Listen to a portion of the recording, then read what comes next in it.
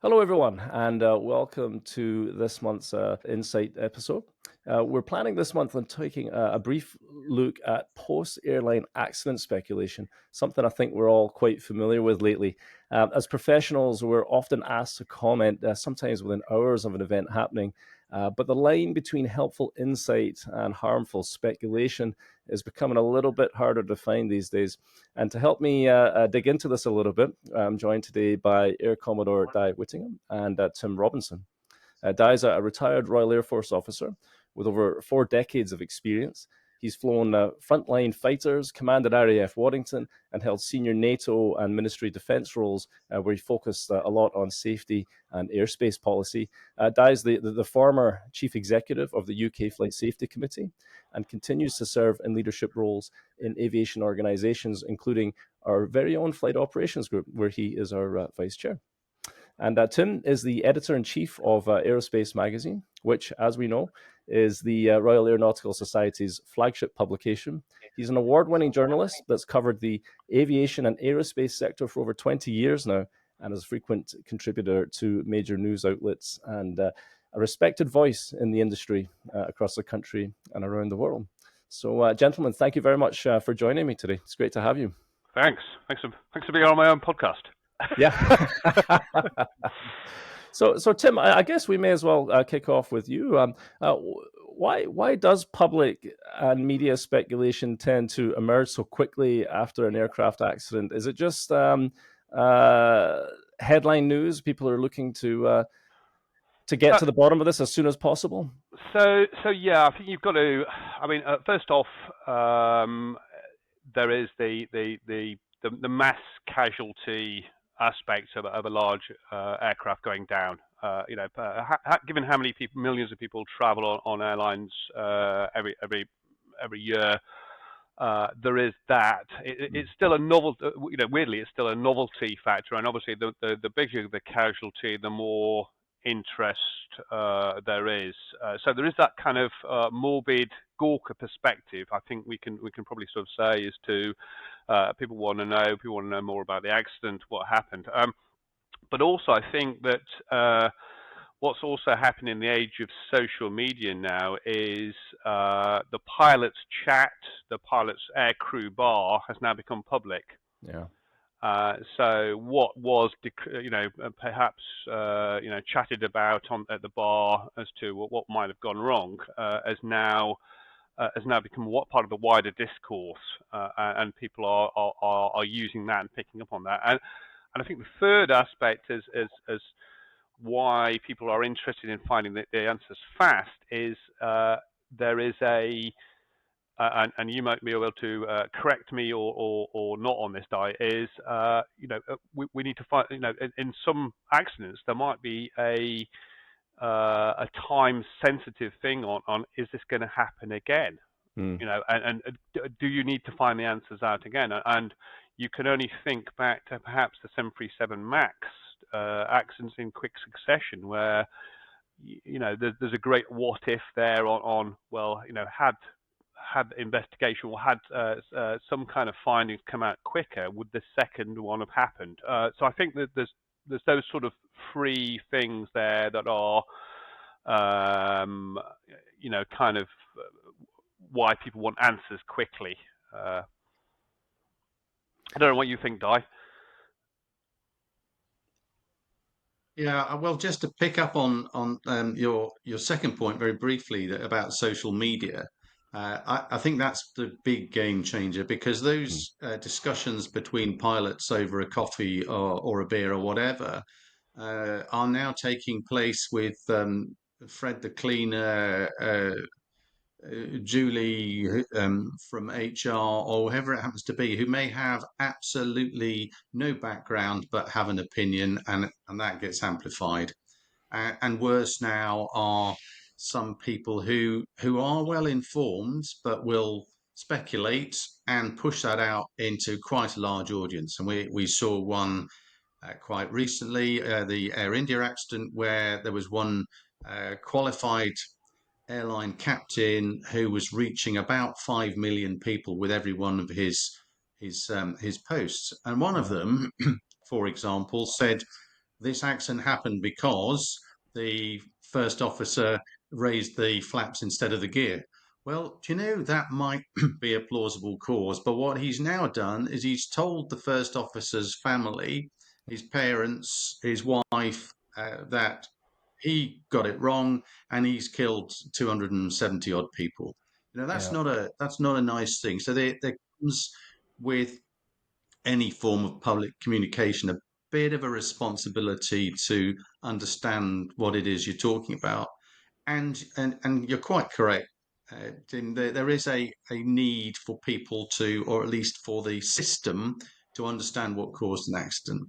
And if you are an equipment manufacturer, you're building airplanes, whether you're Airbus, Boeing, Embraer, Gulfstream, it doesn't matter. If you have an accident, then as a manufacturer, you have a duty to ensure that whatever caused that accident is not something within your gift to fix, or if it is, you get on and fix it pretty quickly because there are worthiness considerations that can affect a whole fleet. And where you've got, say, an Airbus fleet of 6,000 odd A320s kicking around, that's a lot of people at risk if there is an airworthiness issue with that, or with the Boeing 737, or whatever aircraft it happens to be. So you do get that tension, which is why now the ICAO, the Annex 13 requirements push you towards an interim report, which will come out within 30 to 90 days, typically around 30 days. But the other thing we're also seeing most recently is this pressure to feed the media beast, Yeah. because there is a void there. It needs to be filled. Otherwise, it gets filled with nonsense. Yeah. The pressure to feed the beast is seeing much earlier release of information from the accident investigators. And when that doesn't happen, because there isn't anything to tell people, then that feeds the speculation. People start to try and come up with their own answers, and then we get into difficulties. Yeah, you mentioned the sort of consequence of being insensitive as far as the victims' families go. Um, but are there other consequences of early inaccurate speculation with respect to the safety investigators and the regulators themselves? I mean, could an influencer kind of bias the investigation in some respects? Is that? Well, we deal with this in courts of law Yeah, by jurors being told you are not to go off and investigate, start researching this. You're not to go and look at the internet. You're not to look at the news reports because it's going to, or it could well bias your decision making. yeah, So the fact that somebody's been pushing, there's a whole groundswell of opinion that says it was caused by I don't know, an alligator crawling up the undercarriage leg or whatever it happens to be. yeah, You now start to maybe put a subtle pressure on the investigators to perhaps give something more weight than it might otherwise have, or to ignore something. So it's very much a two-edged sword, and people need to be really quite careful. And of course, as an aviation community, we want to know because that's us. It's yeah, our way of business, yeah. and I suppose it's no different to see the rubbernecking queues on the motorways when somebody's had an accident. That could be Yeah, me. I want to see what's happened. yeah, It's absolutely. Yeah, it's it's, it's human nature. yeah. I think you're quite right, Di. And Tim, within our own group, within the Flight Ops group, we have a private discussion forum that we use for exchanging information and so on. And one thing we observed after the recent Air India crash was within about the first 48 hours, there was a big rush of conversation. And we actually we took that, we went back and looked at it later just to sort of get an idea of how the communication was working. And we found that first 48 hours was quite crucial. So my question is, should there be, or even could there be at this day and age, some sort of embargo or cooling off period within the first 48 hours of something like this happening to allow, only factual reporting, and then allow the sort of speculation and the gravity of the situation to settle a little bit before we jump into looking at potential theories? Is that something that could happen, or would there be any benefit to that? Gosh, yeah, with a news blackout, I think you'd, Yeah, I think especially you'd, this day and age. I think yeah, I think that'd be. I don't see how that would work, to be honest. Yeah. I mean, the problem is, and here I'm sort of straddling two camps of being with the Royal Aeronautical Society, obviously being with the news media as well. So obviously, news media is we're looking for news to be first with the news.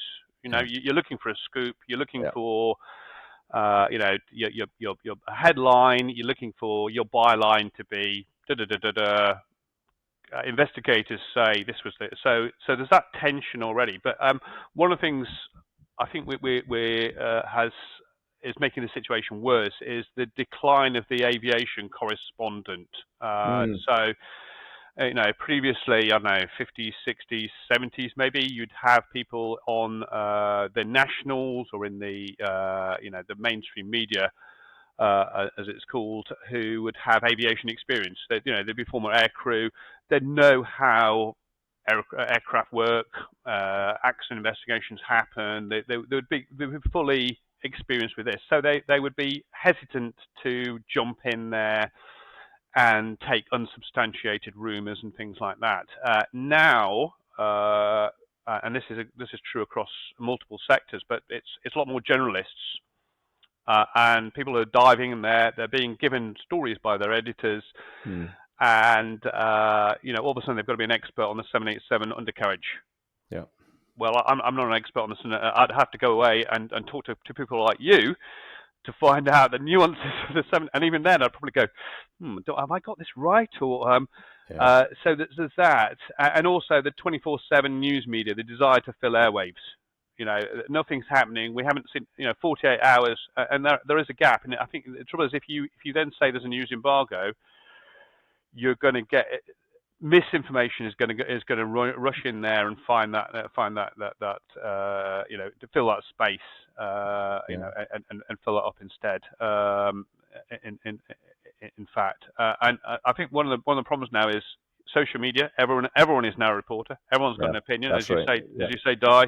You know, everyone's there, got their own opinion on it. People who aren't qualified, people just need to just quit the speculation. And so I think you go back to sorry, Tim. I was just saying, to go back to that point about a news blackout.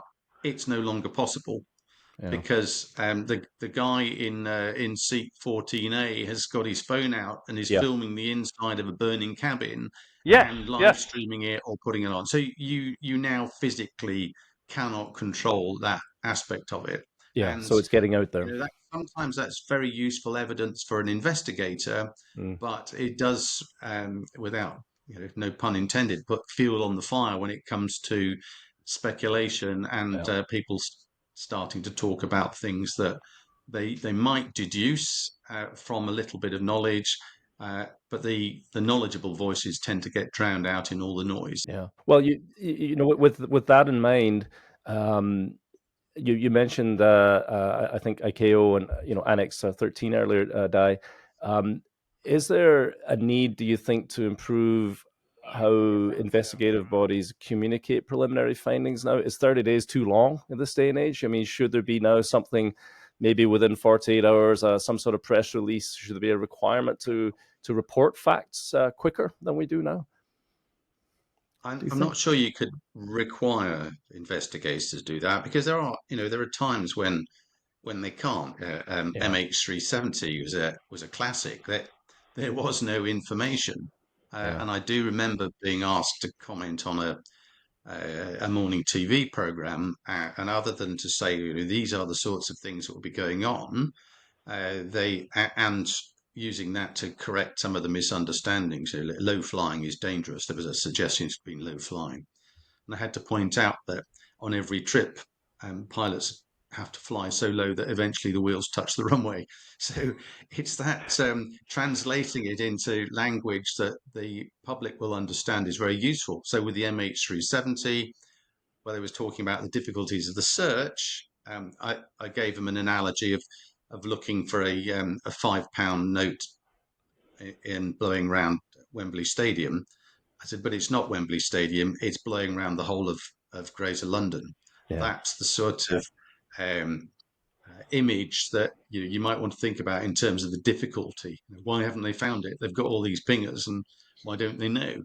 Yeah. And the answer is it's not like that. But until you can get that information out there and explain how the investigations work, you have a problem. But Yeah. can investigators push information out earlier? They they can, but quite often it's going to be very limited because they don't want to prejudice their own investigation. And as we saw with the accident in Washington earlier this year, when you get well-known voices leaning in and announcing what the cause was, um, never mind, it was a mid-air collision. We know two aircraft came together. That's what caused the loss of life. But all the factors behind that, Mm. then that's really unhelpful speculation. And speculation it was, and damaging.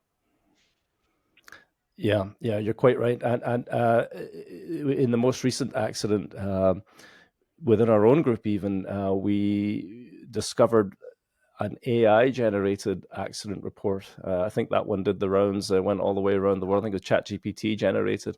And it was so convincing that it infiltrated groups, even like ours, and we were able to identify it quite quickly as being fake. Are you finding, Tim, in the media world, these sort of AI reports and AI generated sort of misinformations are becoming a bit of a problem? Are they difficult to identify for you guys? I did hear about that AI report, yeah, and I think a couple of people sort of got taken in by it. I mean, Mm. that is it's been described as AI slop. And you tend to sort of see it in things like news reports being automatically turned into YouTube videos and things like that. And obviously we know that AI will hallucinate. It will come up with credible answers. There's people already being hauled through the court. Well, lawyers who managed to insert AI generated cases into legal cases. So that is now something to watch for as well. Something that looks kind of plausible, and you have to double check it. And in fact, I was looking at some accident reports a while back, and I was trying to get. I can't remember if it was ChatGPT, but I was trying to use AI tools to find out how many aircraft had crashed in a particular year.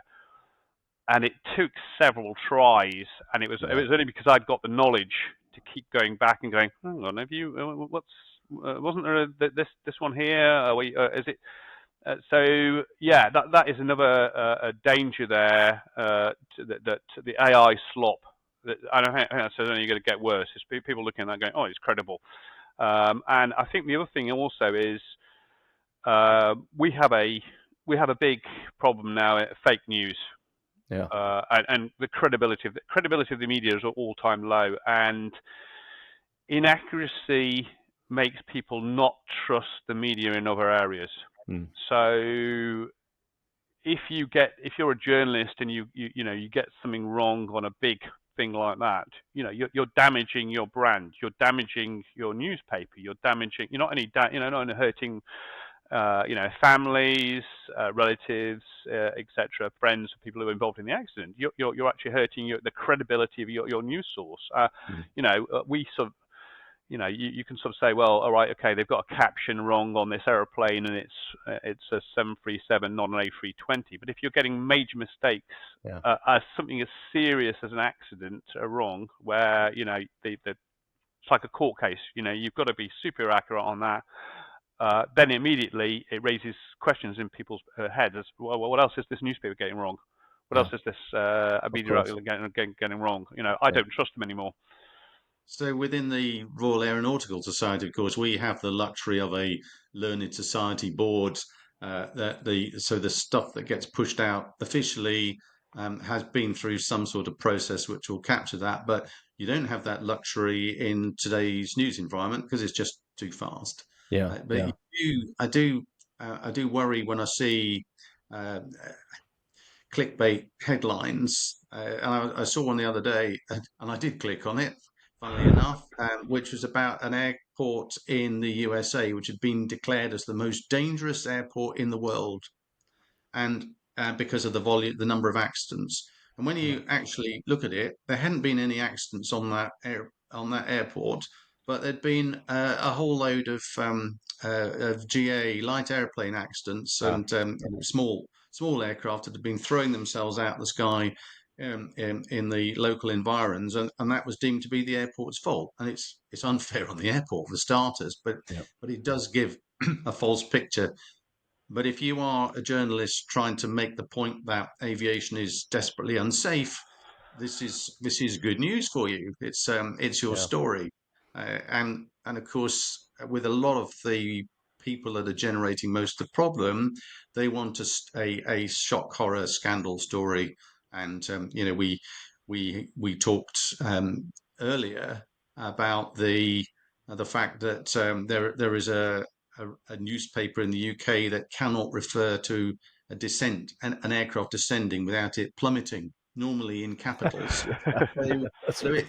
it's all feeding this hype about how damaging the system is at the Well, moment. And yes, we've had a couple of fatal accidents, but you look at it over the last 20 years, we're doing pretty well as an industry. We're doing Yeah. really well, and it's that knowledge, because we're doing so well, as you pointed out at the start, this Air India accident, big attention getter, lots of people lost their lives, sadly. And of course, you've got the UK dimension with 50 something passengers, UK citizens, and so on. And people love a bad news story if they're trying to sell newspapers. I, And Yeah. we I think that's a really good point there, Di. Is because these are the outliers, because these are so rare now, they probably get disproportionate amount of media interest. Obviously, there's the social media on top of this, etc., etc. But to somewhere like sometimes compared to the 1950s, where an airliner was falling out of the sky every week, people were like, yeah, it's aviation. It's Yeah. Douglas DC-4 crashes in the Alps. Yeah. Yeah, that's par for the course. You pay your ticket, you take your risk, but you get to your destination. I think it's far more. These are the outliers, and therefore, because the system as a whole is a lot more safe, and we've got rid of the obvious kind of address a lot of the obvious problems. The ones that are left are the real baffling ones that are raising questions in people's heads and are providing this extra level of mystery that well, what happened here? We don't know. Yeah. I guess, suppose the same reason we don't hear about every accident on the motorway. Yeah. Yeah. And to use another analogy, would be flooding. So we get Mm. flooding that happens in some countries. Flooding in the UK is not uncommon, Mm. but it's certainly less rare than it used to be. But you go to places like Bangladesh, there are massive floods every monsoon season Yeah. because how it is, and nobody seems to want to report on that. But a small flood in a town in Cambridgeshire, for example, will attract huge media attention, and Yeah. because it's different, it's Yeah. unusual. Absolutely. So just to wrap things up, then, gents. When we get media requests following an accident within the flight ops group, we tend to sort of wipe our hands and say, look, we can't speculate, and that's our sort of standard line. But is there something more we can be doing as specialist groups or within the society in general to contribute to improving this situation? Is there a way we could be educating the industry, maybe, or the public in general?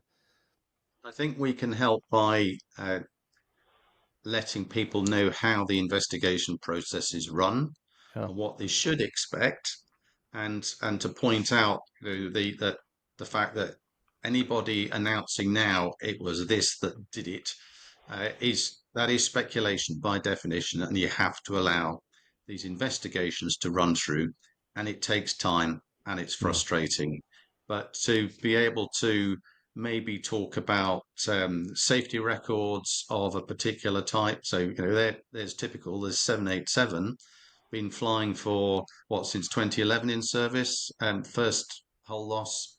Well, that's pretty remarkable. Yeah. Well, that's not selling newspapers. So we've just got to go through that, trying to put things in context for people, and until you get hard evidence out, then you are in difficulties. And even when Yeah. a preliminary report comes out, it's preliminary, and it might not have all the answers. And we Yeah. know, for example, there are people now talking about conspiracy theories over the time it's taken to read out the Mm. Air India black boxes. And they don't mean the time taken to read them out. They mean the time taken to read them out and tell me, because I want to know, even Yeah. though I have no specialist knowledge, but I insist I know. And there are some, you see those stories starting to run, and it's profoundly unhelpful.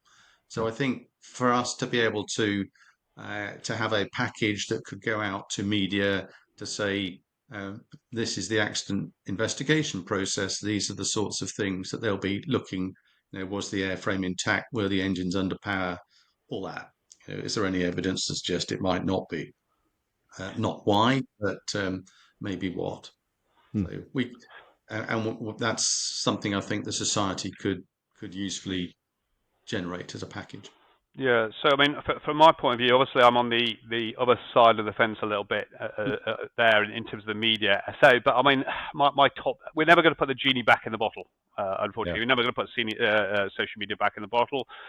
But my top tips would, if in doubt, don't speculate, especially if you are a aerospace professional and you have got gravitas as part of your job, or you've got some kind of official position. Don't wade in if you don't know. Check sources, double check who's saying this. Is it someone respected? Is it a official source? Wait for official statements. You obviously wait for the preliminary action report, 30 days. You're going to have some sort of action report come out. Come to RAeS sources. We've got you guys in the Flight Operation Group. We've got other groups to chime in, and we've got the experts here. So if you're an aviation journalist, you can come to us and we can say we can't speculate. But on the other hand, you can talk more generally about, well, what's this airport like flying into? Mm. Is how busy is the airspace there, Yeah. and that helps build up the background stuff. And on the background type of knowledge, and I think this is where we could play a real role, is an idea for like a training course or a webinar for Air Accidents 101 for dummies. Yeah. So this would be targeting, your influencers, your general journalists, your people who are, having to report on this stuff, but they don't really know the technical details. And it'd be useful for people like myself as a refresher. But it would be, all right, what does an air accident investigation inquiry look like? What are the stages? Why do we keep like we talked about here? Why do you not release the information straight away? What risks does that have? What are the processes involved? Where are the black boxes kept, etc., etc. And then putting that into the wider background context for people there, so that when things do happen and they're under time pressure, they can then refer to that and go, hang on, I was at a seminar, 3 months ago with the RAeS, and they said, the Flight Operations Group, and they gave me some useful clues here. I won't press retweet on this particular story because it sounds, ridiculous, and I'll go back to them and just check. I think that would be really, really useful as some sort of service or value that we could provide there, just to counteract some of the more irresponsible reporting, speculation, etc., etc. You're never going to put the genie back in the box, and you're never going to stop speculation from the public. But I think there's a part we can play in improving the communication. Yeah, make, I quite agree with you, Tim. Certainly a lot for the society in general to consider, and for you and I, to take back to our group, the Flight Ops group. There's Yeah, certainly something there that we could uh, focus on. and I think we need to reinforce the point that with credibility comes responsibility. Yeah, If you wish to be a credible source, then you need to think carefully about what you're putting out. And I know it's very frustrating when we have a position that says we're not going to speculate, but we do need to be able to fill some of the media void, feed the yeah, beast. We do need to be able to do some of that because otherwise they will get incredible sources who yeah, will speculate and start to skew the debate. And from a commercial perspective, where you've got this ill-informed comment that says, "Oh well, it's obviously that was always going to happen because that airline doesn't spend enough on training, or all pilots from this nation are not up to scratch." That's really unhelpful, yeah, and you can start putting the skids under an operator for something that's totally beyond their control. A technical failure, or a MH17, yeah. an act of war that unexpected, but it's now used to undermine the commercial integrity of that airline. That's fundamentally unfair, unprofessional for people to start doing that. I think And that's you're quite right. Yep. And the other final thing is, I'd also, as well as obviously, getting in touch with the flight operations group, is read AEROSPACE and read the briefing papers and the technical papers that we put out. I mean, there's a lot of good info in there on accidents, evacuations, Yeah, articles on safety, and that will help. That will help build up your background knowledge of aviation, flight operations, etc., and make you give you that context, that all important context to better understand why something happens and what are the reasons why the information doesn't come out straight away. yeah, absolutely. Well, I think we're kind of running out of time now, but thank you very much, Di and Tim. I think that was a good sort of overview of some of the problems and some of the challenges we face, and certainly gives us all quite a lot to think about, and certainly a lot to discuss within the flight operations group. That's for sure. So, Di, Tim, thanks again for your time today. Thanks for having us on. Indeed.